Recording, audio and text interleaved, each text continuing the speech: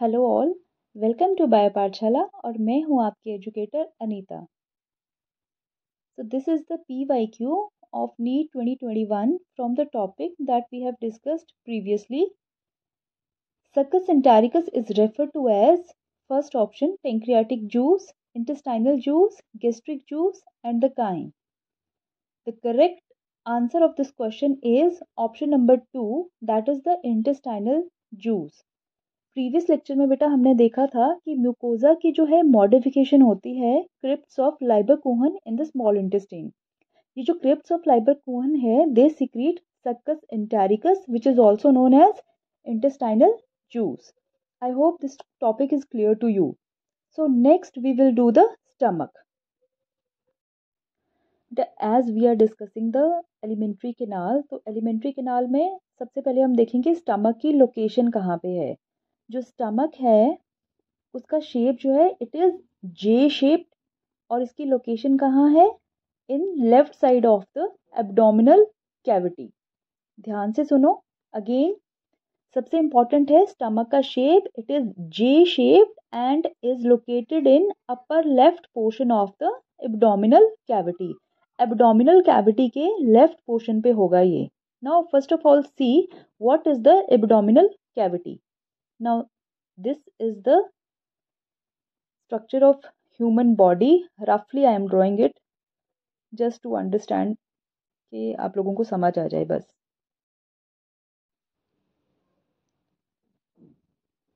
Now, this muscular structure, it is known as diaphragm. Diaphragm is a muscle. So, this diaphragm, it divides the body cavity into two portions. Upper one is thoracic cavity and the lower one is known as abdominal cavity. Clear?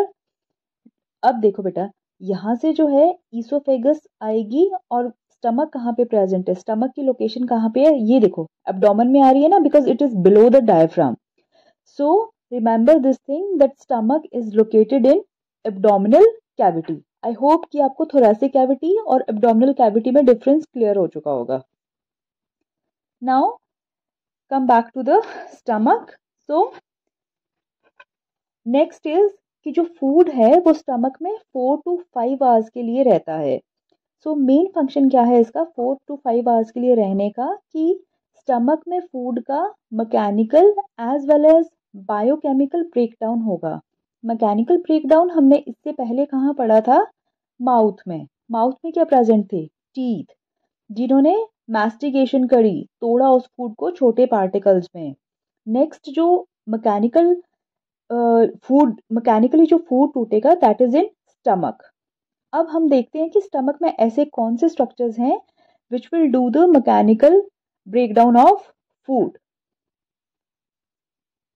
Now let us draw the diagram of stomach.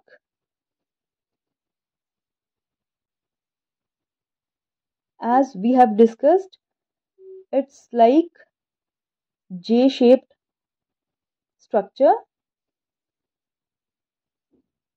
तो ये जो ऊपर वाली side से enter कर रही है ना बेटा, दिस इज ईसोफेगस। और ईसोफेगस से जब फूड स्टमक में एंटर करेगा तो वहां पे क्या प्रेजेंट होगा, स्फिंक्टर।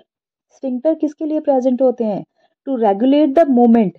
वन वे एंट्री होती है स्फिंक्टर से, एक बार खाना अंदर चला गया तो फिर वो क्लोज कर जाएगा।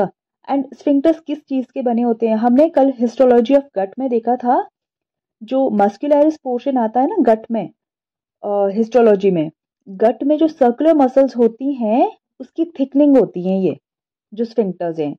Circular muscles of gut get little bit thick and they regulate the flow of food. That sphincter is known as the gastroesophageal sphincter hair.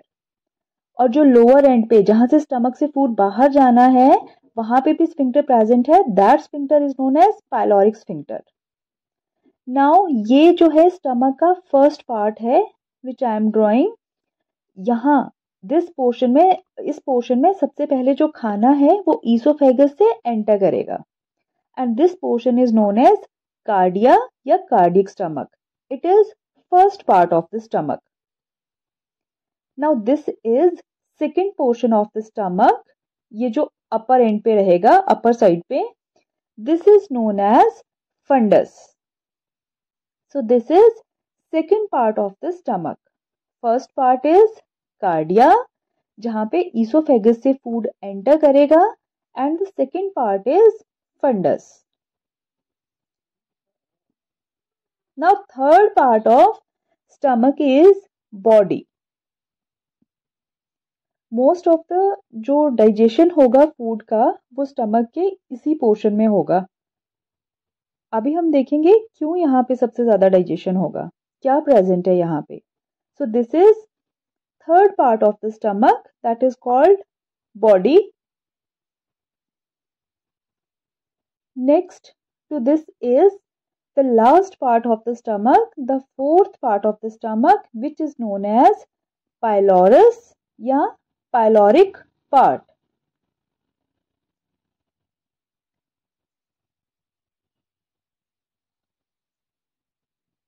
This is the fourth part of the stomach.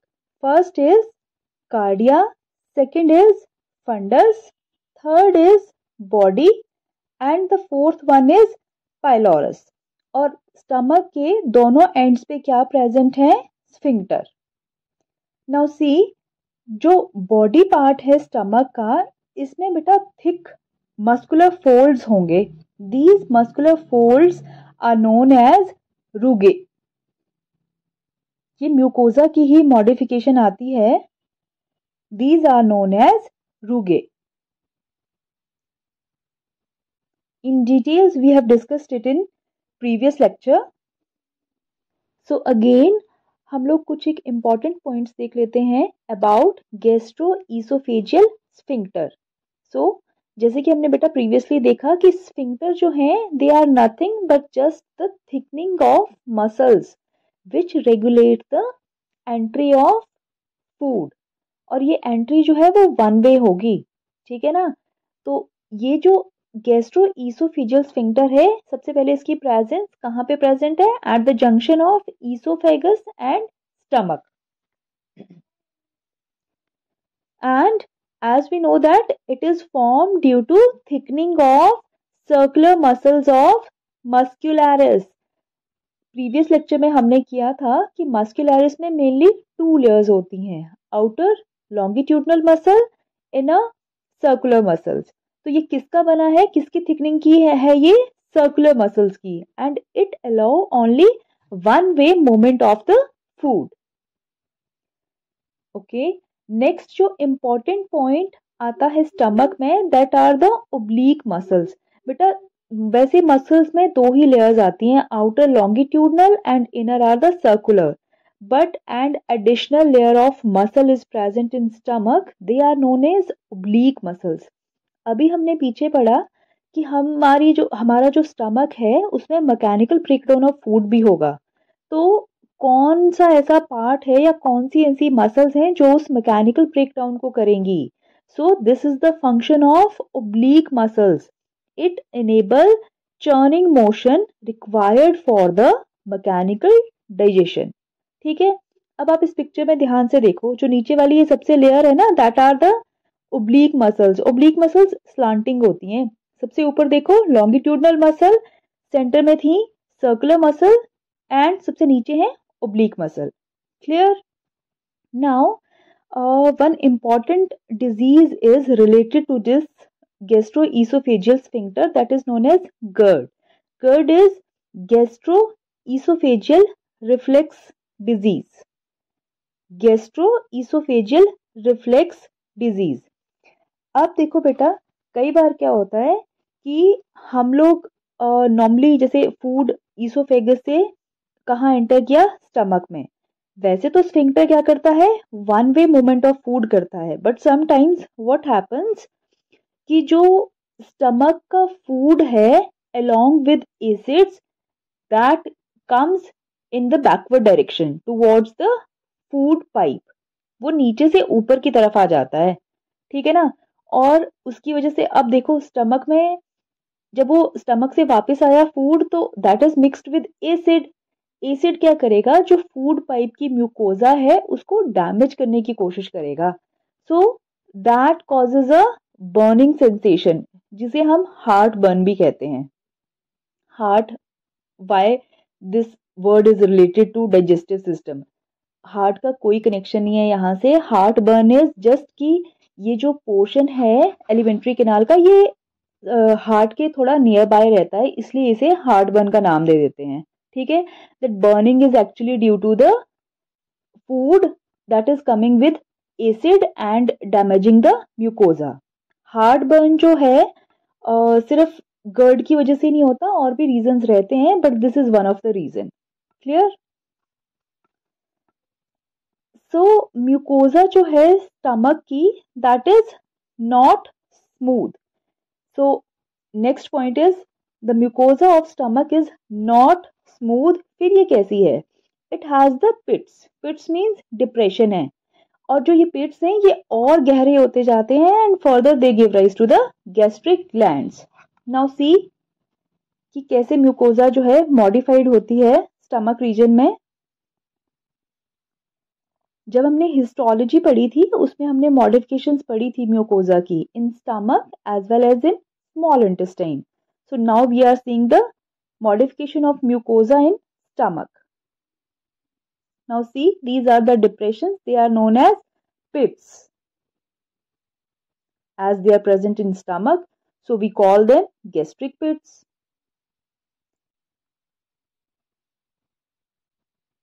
Now they will form the gland-like structures known as gastric glands.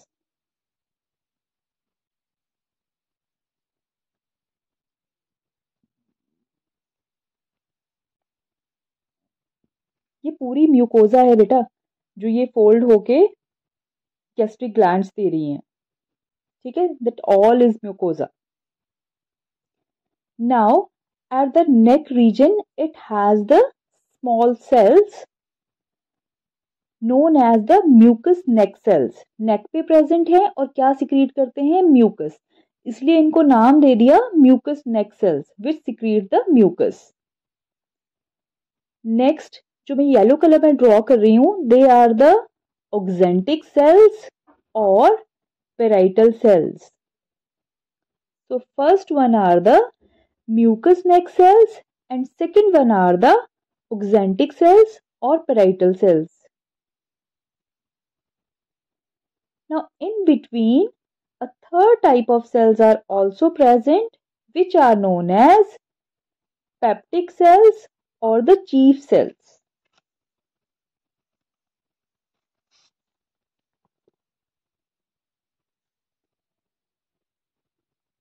These are the peptic cells or the chief cells.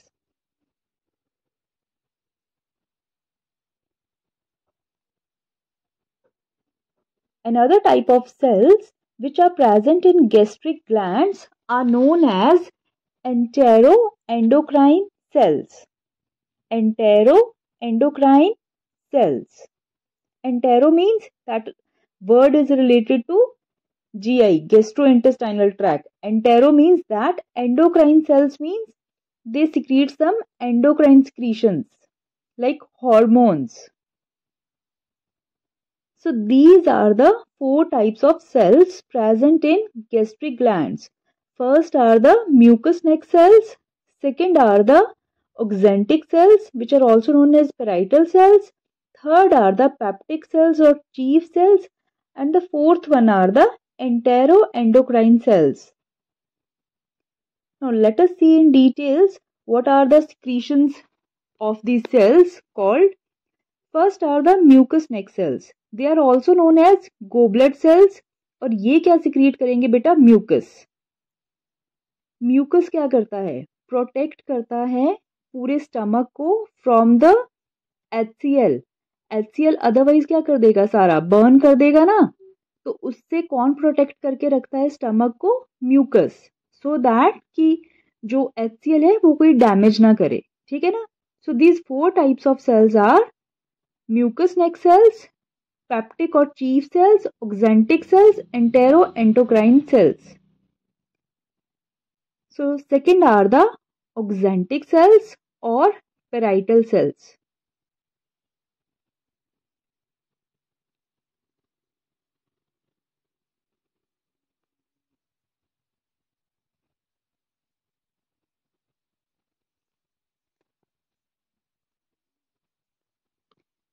Oxyntic cells और parietal cells जो हैं बेटा, ये क्या secrete करेंगे देखो। इनकी जो मेन सिक्रीशन है that is HCl and the second is Cassell's intrinsic factor. So they secrete HCl and Cassell's intrinsic factor. इसको आप ऐसे याद रख सकते हो, HCl क्या होता है, काफी एसिडिक होता है ना, तो उसको कहते हैं हटाओ, पीछे हटाओ, परे हटाओ। पेराइटल मीन्स परे, पीछे, ठीक है। So that secretes HCl। Main function क्या है HCl का, जो एंजाइम सिक्रीट, अभी हम देखेंगे थर्ड जो सेल्स हैं वो दे सिक्रीट पेप्सिनोजन, एंजाइम है ये पेप्सिनोजन। ये इनएक्टिव फॉर्म में प्रेजेंट होते हैं, इसको एक्टिव फॉर्म में कौन कन्वर्ट करेगा, HCl। सेकेंड इंपॉर्टेंट पॉइंट, ये बैक्टीरिया को किल करता है and convert Fe3 positive to Fe2 positive. Iron हमेशा बेटा Fe2 पॉजिटिव में एब्जॉर्ब होता है और किसी फॉर्म में आयरन का एब्जॉर्प्शन नहीं होता बॉडी में, क्लियर। और जो कैसल इंट्रिंसिक फैक्टर है, इसका रोल क्या है, it is required for the absorption of vitamin B12। जो हम खाना खाते हैं उसमें ऑब्वियसली सारी विटामिन आती हैं हमारे फूड में, बट वो बॉडी में एब्जॉर्ब नहीं हो सकती, ठीक है ना। सो विटामिन B12 इम्पॉर्टेंटली हमें ब्लड फॉर्मेशन के लिए चाहिए होती है। सो इसके एब्जॉर्प्शन के लिए जो है क्या प्रेजेंट रहता है बॉडी में, कैसल्स इंट्रिंसिक फैक्टर। और विटामिन B12 को जो है कैसल्स एक्सट्रिंसिक फैक्टर भी कहते हैं। तो एक्सट्रिंसिक फैक्टर कहाँ से आ गया, बाहर से। बॉडी में उसको एब्जॉर्ब करने के लिए क्या प्रेजेंट है, Castle's intrinsic factor, clear. Third type of cells जो आएंगे, they are called as chief cells और द पेप्टिक सेल्स। इनको आप बेटा ये मेन क्या सिक्रीट करेंगे, दे सिक्रीट द एंजाइम्स। इनको आप ऐसे भी याद रख सकते हो, चीफ मतलब मेन सेल्स, ये क्या सिक्रीट करेंगे, एंजाइम्स, जो कि क्या करेंगे, फूड की बायोकेमिकल ब्रेकडाउन। ये एंजाइम्स जो होंगे वो इनएक्टिव स्टेट में होंगे, ठीक है ना। तो एंजाइम्स को आप ऐसे याद रख सकते हो, या तो चीफ सेल्स कि ये मेन सेल्स हैं, या फिर peptic cells, pep is for peptic and pep is for pepsinogen. क्या क्या सिक्रीट किया इन्होंने, pepsinogen, prorennin and a weak lipase. Fourth type of cells which are present in gastric glands are enteroendocrine cells. As earlier I told you that entero is the word related to GI tract, and endocrine cells are something they secrete the hormone like substance. So there are about 20 hormones which are secreted by this enteroendocrine cells. Most important of them is gastrin. Gastrin का main function क्या रहेगा, ये stimulate करेगा gastric glands को for their secretion. Suppose जैसे आपने खाना खाया तो ये क्या करेगा, उनको बताएगा कि जागो, अपनी सिक्रीशंस दो, खाना आ चुका है, right. So it increases the secretion of gastric glands. So finally food का क्या होगा, स्टमक में बायोकेमिकल और मैकेनिकल ब्रेकडाउन होगा एज दिस सेमी डाइजेस्टेड, अभी पूरी तरह से तो डाइजेस्ट नहीं हुआ ना, that semi digested acidic food in stomach is known as chyme. Acidic क्यों है, HCl की वजह से। स्टमक में जो pH है दैट विल बी अराउंड 1.8, काफी ज्यादा एसिडिक होता है स्टमक में।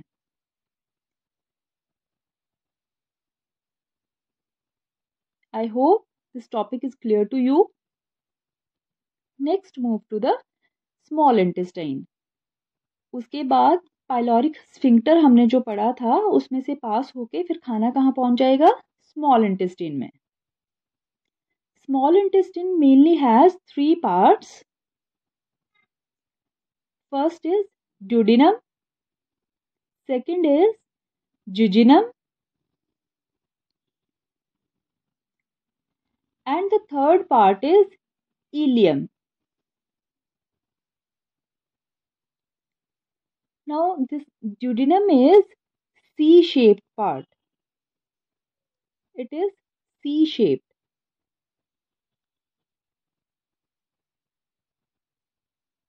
And jejunum is highly vascular part. यहाँ पे blood supply काफी ज़्यादा होगी. Now see, you can see in the picture. Ileum is the longest and most coiled part. काफी लंबा होगा और बहुत ज़्यादा highly coiled portion जो है, that is ileum. Clear? Now next is the large intestine.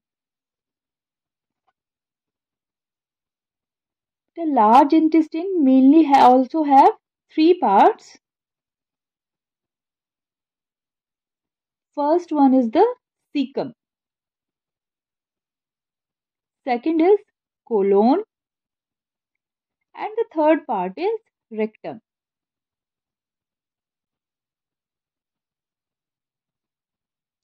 Now the cecum has microorganisms. ये beneficial होते हैं बेटा हमारे लिए, ठीक है.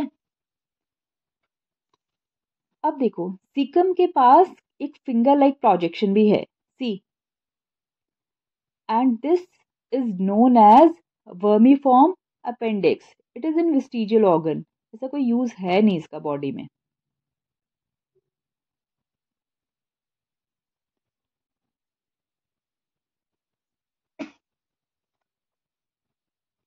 Clear? Now next is the colon. As we have discussed that colon have four parts. First is ascending colon. Second is transverse colon. Third is descending colon. I hope आपको इनको लर्न करने में कोई प्रॉब्लम नहीं होगा. Ascending सबसे पहले ऊपर जाएंगे, फिर सीधे जाएंगे, फिर नीचे आएंगे.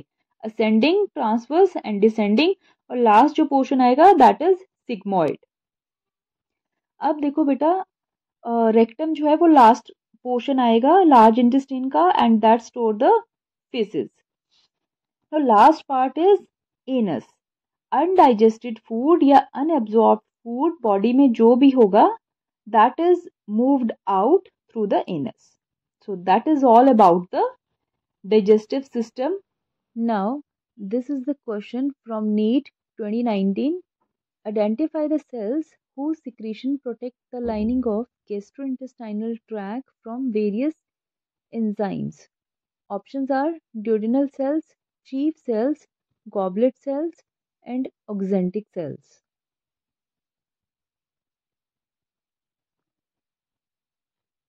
I hope you know the answer. Next question is, which of the following gastric cells indirectly help in erythropoiesis? This is the question of NEET जो 2018 में आया है. Options are chief cells, mucus cells, goblet cells and the parietal cells. Write down their answers in the comment box. So that's all for today. अगर आपको video अच्छी लगी हो तो प्लीज़ बेटा सब्सक्राइब कर देना. Okay then, bye bye.